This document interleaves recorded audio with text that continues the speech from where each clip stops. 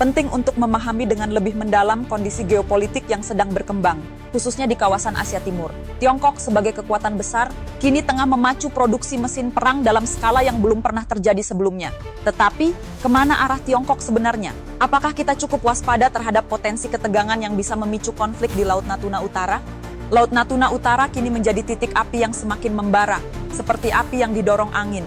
Sebuah peringatan keras bagi kita semua, karena jika ketegangan ini berkembang menjadi konflik terbuka, dampaknya bisa serupa dengan yang terjadi di Los Angeles, suatu peristiwa besar yang dapat menyentuh banyak negara.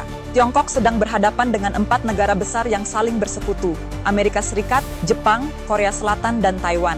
Dengan kekuatan utama mereka adalah Angkatan Laut Alilam. Apa yang sedang dilakukan Tiongkok? Beberapa waktu yang lalu, Tiongkok memamerkan kapal perang terbaru yang memunculkan kegemparan di dunia. Kapal serang amfibi dengan nama Siuan memiliki bobot mati hingga 40.000 ton, menjadikannya kapal amfibi terbesar di dunia. Desainnya hampir serupa dengan kapal induk, namun dengan fungsi yang sangat berbeda. Jika kapal induk digunakan sebagai pangkalan udara yang mengapung, kapal amfibi ini bertugas untuk mengangkut pasukan dan logistik dalam operasi pendaratan besar. Bayangkan sebuah pasukan besar yang diangkut menggunakan kapal ini tiba-tiba mendarat di pantai dengan kekuatan militer yang siap bergerak dengan cepat. Inilah kekuatan yang dimiliki oleh Tiongkok dalam hal transportasi militer. Selain itu, kapal ini juga dilengkapi dengan elektromagnetic catapult, sebuah teknologi pelontar elektromagnetik yang memungkinkan pesawat tempur lepas landas dari dek kapal amfibi raksasa ini. Dengan kemampuan ini, Tiongkok semakin menguatkan potensi serangan cepat dalam skala besar. Tak hanya itu, Tiongkok juga memamerkan pesawat tempur generasi ke-6 J-36 yang diluncurkan secara sengaja untuk dipotret dan tersebar di seluruh dunia. Pesawat ini, dengan desain yang futuristik dan tidak lazim, berbentuk seperti segitiga, menunjukkan bahwa Tiongkok tak hanya mengandalkan kekuatan konvensional, tetapi juga menguasai teknologi siluman yang dapat menghindari deteksi radar.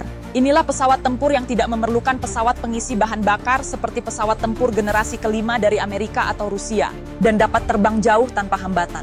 Di sisi lain, Amerika dan Eropa masih terkendala dalam mewujudkan pesawat semacam ini. Namun, di balik semua kemajuan ini, Amerika tidak tinggal diam. Sebagai respons, Amerika dengan cepat membangun rantai pertahanan pulau di sekitar Taiwan dan Laut Natuna Utara, dengan menempatkan sistem rudal dan radar yang siap memantau dan menghadang ancaman. Dalam waktu 1 tahun terakhir, Amerika telah memperkuat posisi mereka di kawasan ini, dengan kekuatan maritim dan logistik yang semakin terkoordinasi. Pertanyaannya kini adalah seberapa serius Tiongkok dalam mengambil Taiwan? Jika Tiongkok benar-benar melancarkan serangan besar, apa dampaknya bagi stabilitas kawasan dan dunia? Melihat rute kapal perang dan pesawat Tiongkok yang bolak-balik di sekitar wilayah Taiwan dalam latihan militer mereka, ini bukanlah hal yang bisa dianggap enteng.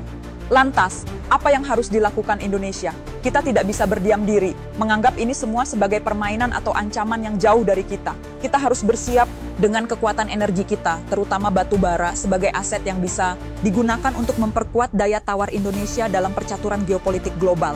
Jangan sampai kita terjebak dalam ketidaksiapan, karena apabila perang besar benar-benar meletus, kita akan berada di dalamnya. Mari Indonesia, saatnya bersiap menjaga ketahanan energi dan memainkan peran kita di panggung dunia dengan bijaksana.